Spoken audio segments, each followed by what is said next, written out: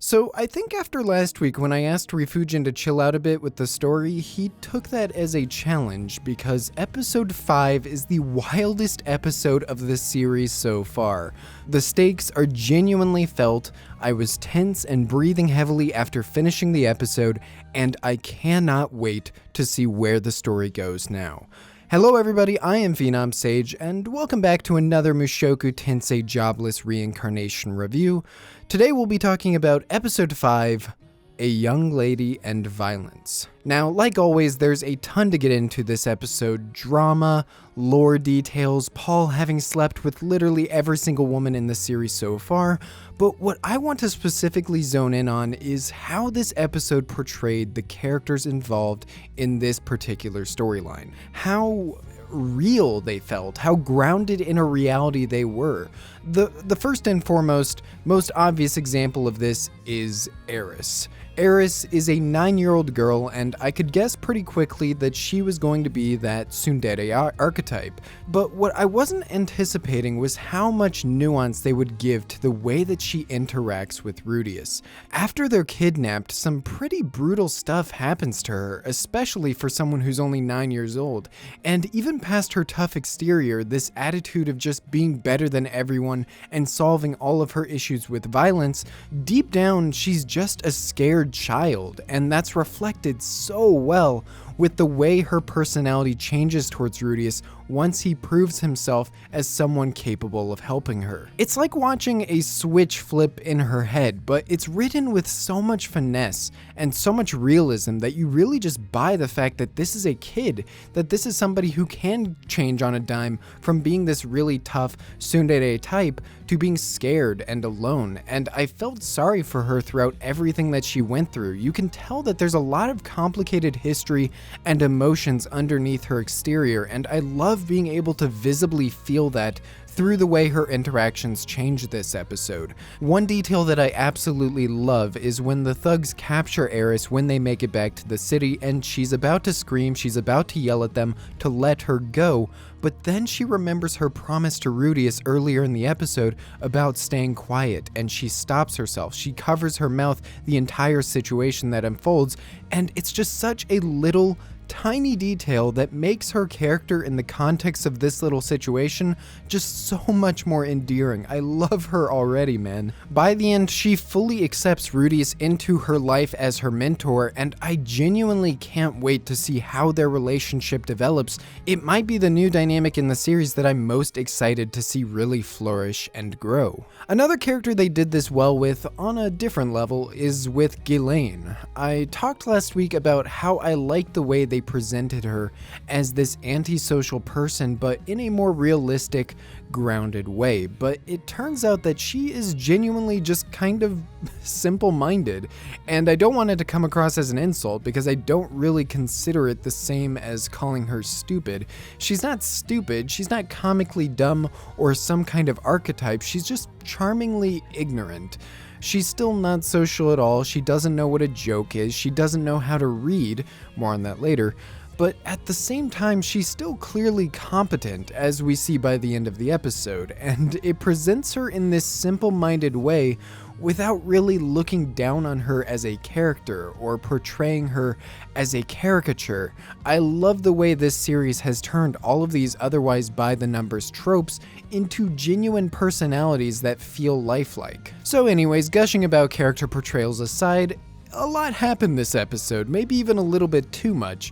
If you've been following my Mushoku reviews up to this point, you know that my biggest praise essentially every single episode was the pacing. It's the kind of pacing I love most in anime, and especially in fantasy, because you have a story that's willing to take its time, not feeling the need to rush into anything happening, nothing really to prove to the audience, and the fact that we're 5 episodes in and this is the first one that's really upped the stakes in a way where Rudeus is in actual danger is pretty telling towards that. And maybe it's because this is the first episode where things are actually happening, but I felt like it was just a tad too fast in in the beginning. We're on the carriage into the city and we're kind of instantly drawn into this Eris plotline. We don't have time to really get a feel for what this city is. Rudeus immediately comes up with a plan to get Eris to accept him, and we're very quickly brought into the kidnapping storyline. And in all fairness, everything after this point to the end of the episode is basically perfection, and going through the more introductory stuff quickly also meant that we got more Rudeus and Eris interactions, which I would say are the most important thing to this episode. So overall, I think they still made the right choice with where their priorities were, but in a perfect world, it would have been nice to see maybe a couple more minutes of the episode in the beginning, just to flesh out this city, flesh out Rudeus actually coming here and acquainting himself with this new home. I do really want to get into that kidnapping plotline though, and specifically I want to get into the final sequence where Rudeus is trying to protect Eris and ends up needing Ghislaine to save the day. And for one, I have to say that I wasn't really anticipating the brutality of this series, and I really should have, considering how straightforward the story has been so far about really mature and adult subject material, but yeah, this series is really grotesque and even a little bit hard to watch at some points, like when Eris is getting beaten by these random thugs. I love that we're seeing things like that in this series though, because it means that it's never really going to shy away from brutality in the future of the show. What I want to really zone in on though is Ghislaine. We learn this episode that she is a king-level swordswoman, and it definitely shows in the way that she handles these situations. She literally moves so fast with her sword, killing these thugs, that the color of the picture can't even keep up with her. And I will gush about the production and the direction in a bit, but there's a couple other reasons I wanted to bring this up. One is that we do get confirmation that the tiers of swordsmen are the exact same as the magic tiers, and that would make Ghislaine around the same level as Roxy in terms of proficiency in her field. But the thing is, I'm still not really clear on how tiers are classified. If they're overall ranks, or if they're tied to the specific kind of magic or sword style that you use. I'm sure we'll get more into that as the series goes on, but the point is, Ghislaine is really freaking strong, and what I love about this is that it is a beautiful power ceiling to introduce this early in the story. To briefly explain what I mean by a power ceiling is when you introduce an obscenely strong character into the story that your protagonist is not even close to, and you do that in order to really establish the scale of how powerful you can actually get in this world, and where you can expect the protagonist to eventually grow. And I'm not saying that Ghislaine is the strongest character in the series, but I do think that she will be the strongest character we will meet for quite a long time, maybe even the rest of this core. And I really like that Rudeus, in comparison to this, isn't actually overpowered. He's gifted for a child, he has great potential, and he's using magic that he shouldn't even be able to right now, but he's still getting his ass kicked by pretty much everyone. And that leads me into another thought I've had since last week, and especially this week. Magic kind of sucks. It kind of sucks compared to swordsmanship, at least from what we've seen so far. Rudeus is a prodigy at magic, he has no need for incantations, and yet he's losing to these bottom tier thugs who have experience with sword styles. And that's hyperbole on my part, I know, since 1, Rudeus is way less experienced than them, and 2, I don't actually know if they're bottom tier, but to me, it feels like this world is a world where learning sword styles is a lot more efficient if you just want to become someone strong. And I think I really want to see a master magic user in action just to get a sense of how they compare to swordsmanship, if they actually can compare, or if they're useful in completely different situations, completely different scenarios. Speaking of magic though, we also learn kind of offhandedly that Rudeus isn't able to use healing magic without incantations, which is kind of a really strangely important thing to mention as a joke, but he says it himself and I'm kind of wondering why. Why is that the case? And my prediction right now is that when Rudeus describes using magic without incantations, he says it like he has to imagine it in his head before he can actually cast it in the world. So I wonder if it's maybe because healing magic is more formless than something like fire or water, that he's not able to use it without actually saying the incantation. A couple other details I found interesting about this kidnapping though is that we never really find out what they were going to do with Rudeus and Eris in the first place. And you even hear them talking at one point and saying that they can just make do with Rudeus, which kind of implies that it's not even about ransoming off some mayor's daughter. But it also makes me wonder what they had intended in the first place, and I kind of really like that we never find out what that actually is. We also see when the thugs are brutally, atrociously murdered by Ghislaine that two very different reactions come from both Eris and Rudeus.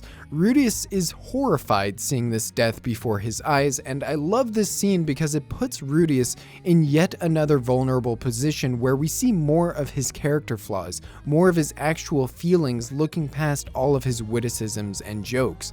And it also just brings some interesting existentialism in Rudeus about what will happen when he dies in this world. This is the first time he's even considered it, and it feels like this is a point where he'll start taking things a little bit more seriously. What I arguably find even more interesting about all of this though is Eris's reaction. She isn't even fazed at this headless corpse spewing out blood, and it makes me wonder if she's actually familiarized with all of that herself, or if she's just in such a position of ignorance and power that she isn't even noticing the deaths of these people because she knows that she's safe. It's just such an interesting reaction to give her, and I'm almost positive it was a deliberate one on their part. But okay, now that we've gotten all the dumb analysis out of the way, let me just gush a little bit and say, this episode, man. My God, the animation, the storyboard, the direction, everything from a production standpoint in this episode was out of this world. And apparently all of that stuff, the key animation, the direction, the storyboards, they were all done by one person, Hiroyuki Takashima. So bravo to him. This is easily the best looking episode in this series so far, and I hope that we can expect this kind of quality from the future of this series, even if it's just in its more climactic moments. And good direction doesn't necessarily just have to mean, oh, the fights are so flashy, or oh wow, they animated that supersonic slash so cool. Good direction can be noticed even in things you wouldn't really expect, like how this is the best use of Fujisawa's soundtrack in the series so far, or how Rudeus has this stupidly hilarious wink in the background throughout the Eris thug sequence because he thinks it's all part of the plan. It even just comes up in really symbolic and meaningful ways, like at the end of the episode when Rudeus walks out of the shadows and into the light after he's been accepted as Eris's teacher. It's standard, yeah, but it's also just really effective and meaningful. One example of good direction that I saw brought up on the Discord was in the middle of the episode when Rudeus is laying in bed, hoping his plan succeeds. He thinks about how he's sick of getting beaten up like this, like he did in his old life, and it seems like it's going to go into another flashback into the past, and yet it stays on this one shot. The sound cue just disappears, and Rudeus just continues his lines, indicating that he's kind of through with dwelling on his past life. It's a lot of nice touches, it's a lot of little details that make an episode feel important. And finally, the one last thing I wanted to really bring up is Paul.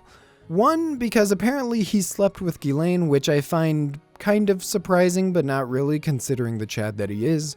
But last week, some of you guys thought that I was a little bit too hard on Paul and not hard enough on Lilia for the entire cheating incident, which I can see how it came across that way, and learning that he's slept with pretty much everyone he's met until he married Zenith actually gives me a little bit more respect for him, because despite him being that kind of playboy, he was genuinely turning a new leaf and being faithful only to Zenith after they got married, until Lilia manipulated him. So, you know what?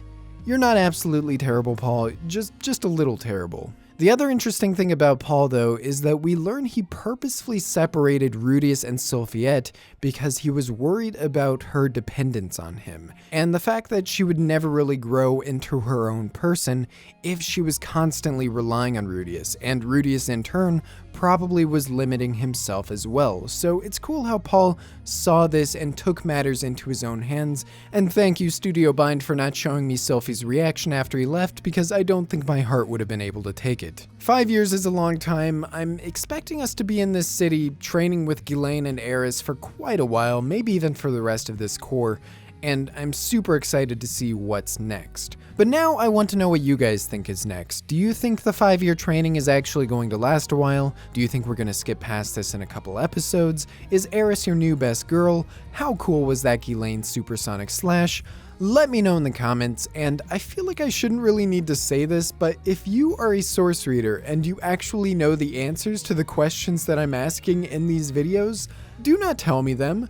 Do not reply to other people in the comments telling them. Please, these are all questions to anime-onlys who want to speculate with me, and just answering them from source knowledge kind of completely defeats the purpose.